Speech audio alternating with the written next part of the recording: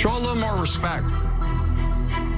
Oh, that was exhausting. Welcome to Watch Mojo, and today we're counting down our picks for the top 10 biggest arguments on Shark Tank. I'm a very charitable guy, too. It's about helping America and making the world a better place. Lori, that is such crap. For this list, we're looking at some of the more heated moments on Shark Tank and its international iterations. Dragon's Den in Canada and the UK, and the Australian Shark Tank. Who's your favorite shark or dragon? Let us know in the comments. Let's go. Number 10, the Myostorm Pitch, Shark Tank. At the beginning of Shark Tank, Kevin O'Leary was considered to be the most difficult shark. However, with time, it became apparent that Mark Cuban is even snippier. A heated massage therapy ball, Myostorm drew Mark's attention quickly, and he made an offer without letting the others have a chance to speak. He wanted his answer, and he wanted it now. But if you want to hear all the options, I don't want to waste my time. I'll just take a nap. So you guys let me know. If you want me in for $250 for 20, giving you a clap. just let me know, and if not, I'll let you play with the masses. The poor entrepreneurs were clearly feeling uncomfortable. The other sharks had to yell out that they also had offers. When the entrepreneurs told Mark they'd like to hear all the offers, Mark lashed out, declaring that he was out. His ego was clearly wounded, and he sat pouting as the others got their chance to speak. What are you moaning about? Why are you always moaning? It's not relevant, Lori. It's not relevant. It is relevant. We're negotiating. Oh. All right, I'm getting tired. Number 9, shark fight over beef jerky, Shark Tank. You'd love to have a decisive investor, wouldn't you, rather than someone who sits on the fence all the time? That'd be fantastic. Elias Casas and Elisa Trifanowski made a successful pitch for their all-natural beef jerky business, with 4 sharks making offers. Steve Baxter, who's essentially the Kevin O'Leary of Australia's Shark Tank, made the first offer, boasting about his previous food and drink-related deals. The other sharks chimed in aggressively, with Naomi Simpson admitting she wanted to undercut Steve. In other words, I'm trying to undercut this bugger because I think I'd be a better partner. As the two entrepreneurs took a moment to discuss, Steve declared that he'd gotten the deal and had a rare smile on his face as they returned. When they instead rejected his offer, he became visibly offended and pouted, claiming they just came in and said, "I don't want you." Poor Steve. I mean, that is, you've got to do that better in future, right? You cannot do that to people, right? Okay. Because I could have been back in. Okay. To be quite blunt, he said no. Number 8, Scott Jordan tells the sharks they're out. Shark Tank. The retail business, is that That's real? not part of this. In Season 3, Scott Jordan came to the tank to pitch his patent for technology-enabled clothing, which he claimed was worth $7.5 million. He demonstrated the tech with attire from his successful company, Scotty Vest. Running a wire through a piece of clothing? I'm telling you, Mark. I mean, That's a patent? Are you kidding me? Mark, who cares? What does it matter? You're crazy. No. You're so full of crap. Mark Cuban was unimpressed that Jordan was pitching a patent, and the sharks closed in, wanting to know more about the business behind it. So, I'm out. You were out from the moment you sat down, so you're no loss. What is your problem? Why would you say a comment like that to Mark? A defensive Jordan scrambled to keep the focus on tech, since by even saying Scotty Vest on the show, he'd automatically give up a percentage of the company or sales for life. It quickly got heated, ending with them turning the tables and telling the sharks they were out. Scott, the way it works in the tank is we make an offer, then let me you be counter. clear. Kevin, you're out. You're out. I don't need you. Wow. Number 7, snake oil salesman, Dragon's Den. This man was the modern version of a snake oil salesman, and the dragons were not having any of it. Bruce, yes, sir. I don't think you're crazy, but you disgust me. Why do I disgust you? You disgust me as a human being because sometimes stuff is fun, and sometimes there's guys out there like you, they'll do anything to make a buck. The founder of HiMac Research, Bruce McBurney, entered the den with a box of bottles containing purified water, claiming it could cure everything from indigestion, which was spelt wrong, to viruses and cancer. He valued the company at $10 million. As he flipped through his endless binder, Arlene Dickinson cut him off to ask if it cures insanity. Is insanity in there? Those claims are medically unsubstantiated, but Bruce is already selling HiMac spray for $18 a bottle. The dragons dressed McBurney down for offering people false hope, while he protested, insisting that he'd done the research. So far out, Bruce. This is so wrong. This is not research, and I'm out. But Jim Treliving called his claims BS and basically kicked him out. I don't buy your bull. I don't want you around here anymore, so get out. Basically, get out. It's not bull, sir. Just You'll leave. find out Just if you leave. do the truth. Just leave. Number 6, Revolite's pitch. Shark Tank. Unless you're screwing with us, it makes no sense whatsoever. Mark Cuban has a short fuse. The pitch for Revolites was great, and entrepreneur Kent Frankovich already had some success. He asked for help as he needed more product to fulfill the demand for his bike safety lights. In response, he received a number of offers, with Robert Herjavec saying he felt the company had been undervalued. Robert, you're trying to undercut me. No kidding, bozo. Yeah, well, you better put in your mouthpiece because this is about to get ugly.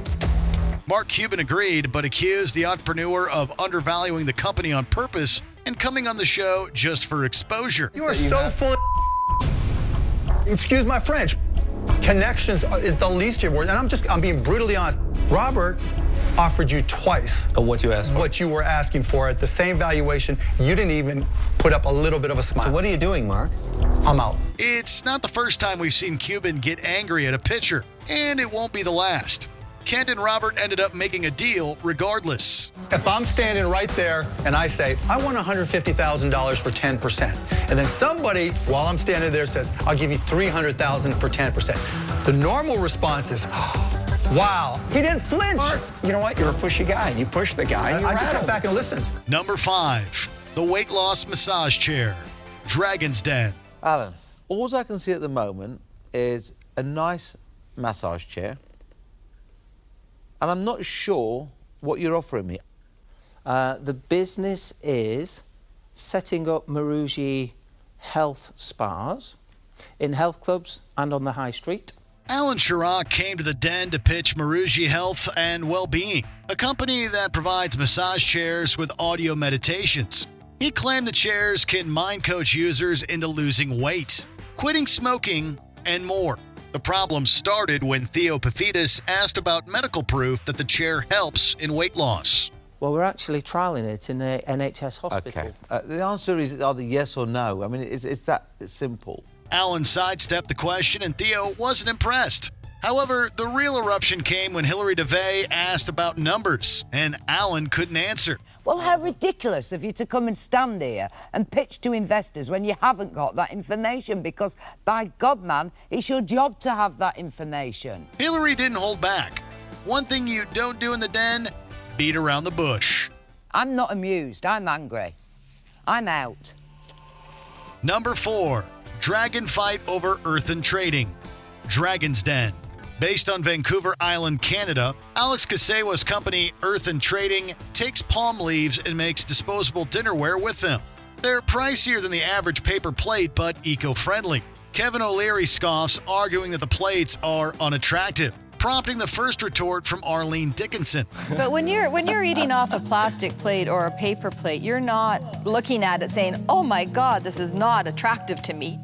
However, the real argument starts when O'Leary claims that no one cares about the environment and that the only thing that motivates people is money. Thank goodness that there's lots of business people like him out there that are thinking about the future of everyone and are considering how they can control supply chain, use products that are actually going to help save the planet and people. Eileen, bring in the violins. You know what? Bring in the violins. It's not about violins. You're an old style of doing business, Kevin. I know it's been you consistent for past. 1,000 years. You are the past. Arlene disagrees, and the two bicker, with Arlene arguing for the future of the planet and Kevin arguing for his old way of doing business. And if we don't start thinking about stuff like this, shame on us. Kumbaya. We're bad business people. Kumbaya. It's not kumbaya. It's good write business. Write your check, honey. It's good business. Number 3, the Cuban Branson water fight. Shark Tank. So wait, right there. I'm so out. I'm so out.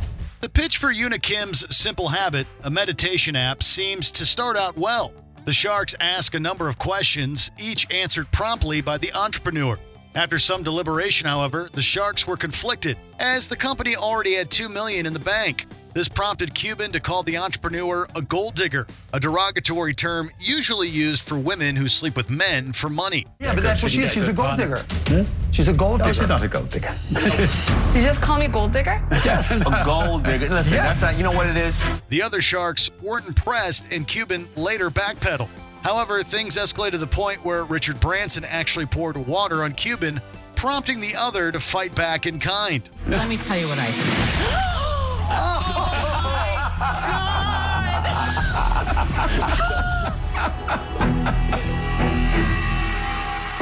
Oh my God, I'm out of here. Number 2, the Toor Lockbox Showdown, Shark Tank. Shut up and listen. Don't be mad at me that I understand this better than you do. Look. Toor Lockbox entrepreneur Junior Desanor gave an excellent pitch, impressing the Sharks with his salesmanship and professionalism. However, guest shark Chris Sacca was skeptical, asking about whether the technology was really innovative and talking over Desanor's answer. In response, Barbara Corcoran calls Chris arrogant, and things get tense. Literally, I'm glad you like to I'm not so arrogant. I just know this space, and I'm sitting here watching somebody tell us that the state of technology is what it is. So what lockbox can close on its own? So let me see if I get this. Hold on. Let me see if I get this. And where Chris is having his disconnect. Chris. After a deal was struck with Kevin and Barbara, Junior left happy. However, an argument ensued post-deal between Mark Cuban and Chris. No. Like, Mark, you're not making any sense at all, man. I'm making total sense. No, you're not. Both insulted each other's intelligence, and the whole thing ended with Chris wondering how Mark made all his money. These guys know where the jugular is when they argue, and it can get nasty. No, you got it wrong, Chris. I sometimes wonder how you made all that money, Mark. Before we continue, be sure to subscribe to our channel and ring the bell to get notified about our latest videos. You have the option to be notified for occasional videos or all of them. If you're on your phone, make sure you go into your settings and switch on notifications. Number 1, the Shark Exodus, Shark Tank. Scully CEO Christopher Gray did a great job pitching his app, which matches students with potential scholarships. In fact, Lori Grenier made a quick offer during the pitch, irritating the other sharks. I haven't heard a whole lot, but I'm going to make you an offer right now. Awesome. Let me just ask some real questions, okay? My offer right now is the $40K for 15%. Damon John claimed he wanted the deal and offered immediately after. The Sharks turned on each other, speaking at once and escalating the argument. How could you believe that when you haven't even asked about the entire business and how it works? Because you know what? We'll figure it out. We'll take affordable next steps forward. We will call the other Roberts and Cubans in the world to give us advice. I'm willing to do it with Damon. Damon, if you're willing to do it with me, absolutely will do it. I think that you should just say right now, do it. Lori and Damon pushed the pitcher to make a joint deal and succeeded. The argument between the Sharks continued, however, with Robert Herjavec, Kevin O'Leary, and Mark Cuban claiming that Lori and Damon had been too generous. We are not the charity tank. No, we're we are not here to give it up. That's not charity, But Robert. you know what? That's not charity. Really? How does it work? How are you going to grow that business? Unable to contain their tempers, all three rage quit and stormed off. Better than throwing a tantrum on TV, we guess. I think they don't like that we jumped in. I'm sorry that they were upset, but you know what? It's sour grapes. What we did was great. Hey, I love it.